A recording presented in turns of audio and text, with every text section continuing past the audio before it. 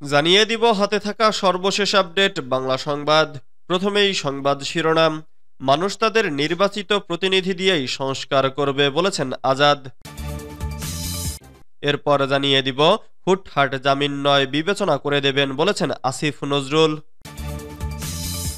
এদিকে চলমান অভিযানের পর আর কোনো ডেভিল থাকবে না বলেছেন স্বরাষ্ট্র উপদেষ্টা। আরও জানিয়ে দিব দুর্নীতিগ্রস্ত দেশের তালিকায় বাংলাদেশ 14তম। সর্বশেষ জানিয়ে দিব দেশে কোনো অকারেন্স ঘটলেই ধর্মপ্রাণ মুসলমানদের দোষারোপ করা হয়। এতক্ষণ শুনছিলেন সংবাদ শিরোনাম, এবারে বিস্তারিত।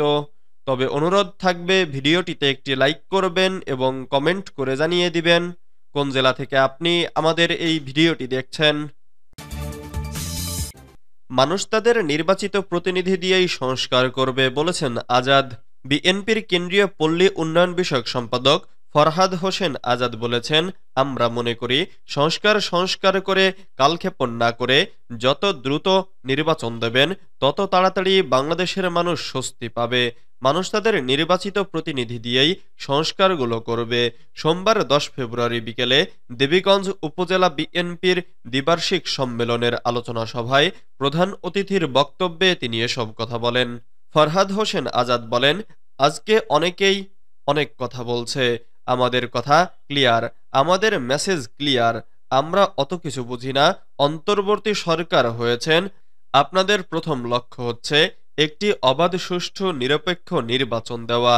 ওই রকম সংস্কার এতদিন লাগবে, অমুক কি বলল তমুক কি বলল, এসব আমাদের দেখার বিষয় নয়। তিনি বলেন, বিএনপি বাংলাদেশের সর্ববৃহৎ দল, কাজেই আমরা মনে করি সংস্কার করে কালক্ষেপণ নয়, বরং যত তাড়াতাড়ি নির্বাচন দেবেন তত তাড়াতাড়ি বাংলাদেশের মানুষ স্বস্তি পাবে। বাংলাদেশের মানুষ তাদের নির্বাচিত প্রতিনিধি দিয়েই সংস্কারগুলো করবে। তিনি আরো বলেন, স্বাধীনতার 53 বছরে সংবিধান কি 17 বার সংশোধন হয় নাই? সংবিধান কি একবার সংস্কার হয়েছিল? 17 বার সংস্কার হয়েছিল, কাজেই কোনো ধোঁয়াশা নয়। আমাদের প্রিয় নেতা তারেক রহমান যে কথা বলেছেন, আগামী ডিসেম্বরের আগেই আমাদেরকে নির্বাচনের দিনক্ষণ তারিখ ঘোষণা করতে হবে। এই সরকারকে বলতে চাই, প্রয়োজনে আমরা সব ধরনের সহযোগিতা করব, কিন্তু আপনাদের বলতে হবে কবে কোন সময় জাতীয় নির্বাচন হবে। হুটহাট জামিন নয়, বিবেচনা করে দেবেন বলেছেন আসিফ নজরুল। আইন উপদেষ্টা আসিফ নজরুল বলেছেন, মামলার এজাহার সুন্দর করে লেখেন, তথ্য দিন। হুটহাট করে কাউকে জামিন দেবেন না, বিচার বিবেচনা করে দেবেন। চ্যালেঞ্জিং পরিস্থিতির মধ্য দিয়ে যাচ্ছি। 15 বছর ধরে অরাজকতা, গুম ও খুন হয়েছে। প্রতিটি হত্যার বিচার হতে হবে, এবার তা দিতে হবে। মঙ্গলবার 11 ফেব্রুয়ারি রাজধানীর রাজারবাগে দেশের পরিবর্তিত পরিস্থিতিতে মানবাধিকার ও পরিবেশের ওপর গুরুত্বসহ আইন প্রয়োগ বিষয়ক কর্মশালায় এসব কথা বলেন তিনি। পতিত ফ্যাসিস্টরা লাখ লাখ টাকায় দেশকে অস্থিতিশীলের চেষ্টা করেছে, একথা জানিয়ে আইন উপদেষ্টা বলেন, 15 বছর ধরে অরাজকতা হয়েছে, গুম হয়েছে ও খুন হয়েছে। প্রতিটা হত্যার বিচার হবে, এবার তা দিতে হবে।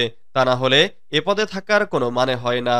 মবতন্ত্র ভয়াবহ, একথা জানিয়ে আসিফ নজরুল আরো বলেন, বিচার বিভাগ থেকে শুরু করে সব বিভাগ সঠিকভাবে কাজ করলে মবতন্ত্র কমে যাবে। সবাইকে দায়িত্বশীলতার পরিচয় দিতে হবে। আসিফ নজরুল বলেন, মামলার এজাহার সুন্দর করে লেখেন, তথ্য দেন। হুটহাট করে কাউকে জামিন দেবেন না, বিচার বিবেচনা করে জামিন দেবেন। চ্যালেঞ্জিং পরিস্থিতির মধ্য দিয়ে যাচ্ছি। চলমান অভিযানের পর আর কোনো ডেভিল থাকবে না বলেছেন স্বরাষ্ট্র উপদেষ্টা। ফ্যাসিবাদ বিদায় নিলেও তাদের দোসররা দেশবিরোধী ষড়যন্ত্র করছে মন্তব্য করে স্বরাষ্ট্র উপদেষ্টা জাহাঙ্গীর আলম চৌধুরী বলেছেন, চলমান সন্ত্রাস বিরোধী অভিযানের পর দেশে আর কোনো ডেভিল থাকবে না। মঙ্গলবার 11 ফেব্রুয়ারি সকালে রাজধানীর রাজারবাগে মানবাধিকার ও পরিবেশ বিষয়ক কর্মশালায় তিনি এসব কথা বলেন। স্বরাষ্ট্র উপদেষ্টা বলেন, গণ অভ্যুত্থানে জড়িত কোনো আসামি যাতে জামিনে মুক্তি পেয়ে দেশকে অস্থিতিশীল করতে না পারে সেই দিকে সংশ্লিষ্টদের বিশেষ নজর দিতে হবে। বর্তমানে তারা নৈরাজ্য সৃষ্টি করে তাদের অবস্থান জানিয়ে দিচ্ছে।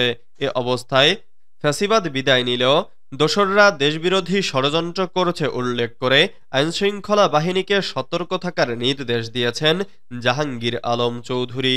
তিনি বলেন, কোনো সন্ত্রাসী ফ্যাসিবাদের দোসর যেন জামিন না পায়, সতর্ক থাকুন। তারা জামিন পেয়ে আবারও অপরাধে জড়াবে, সেটা কোনোভাবেই কাম্য নয়। চলমান সন্ত্রাস বিরোধী অভিযানের পর আর কোনো ডেভিল থাকবে না জানিয়ে জাহাঙ্গীর আলম বলেন, এরই মধ্যে উল্লেখযোগ্য অপরাধীদের গ্রেফতার করা হয়েছে।